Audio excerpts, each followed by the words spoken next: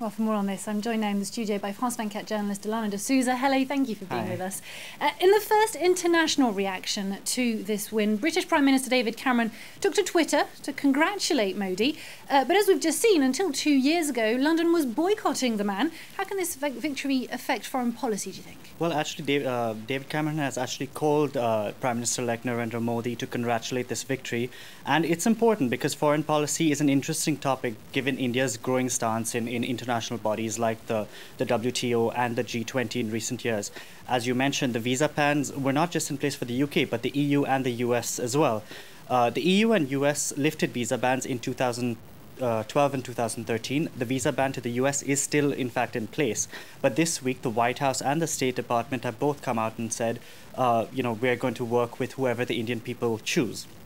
That's an interesting perspective. But will Modi necessarily forget that he's been snubbed by the West for the better part of a decade? Well, only time will tell.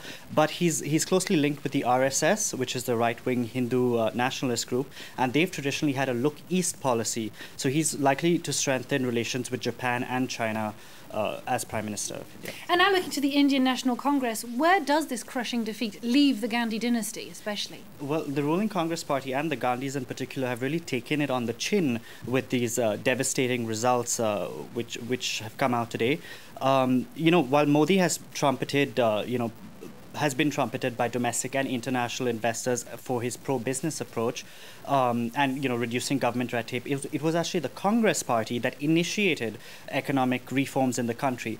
Prime Minister Manmohan Singh in 1991, in his role as finance minister, liberated the Indian economy, and that's why we saw the record growth in early 2000s.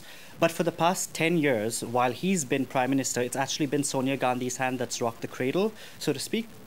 And I think the fact that Rahul Gandhi was thrust into the spotlight to run the campaign, and if the party did win, he would have been put in the Prime Minister's chair. And the fact that for the past 5 years, there's been little to no growth for India, 4.5% we've seen. And I think Indian voters didn't want a Gandhi running the show again. So that's why they've snubbed the party this time around. But I don't think it's the end for the Congress, so to speak, because they have done good work in the past. Sure, it's been tarnished by scandal after scandal and poor shoddy implementation work on the ground.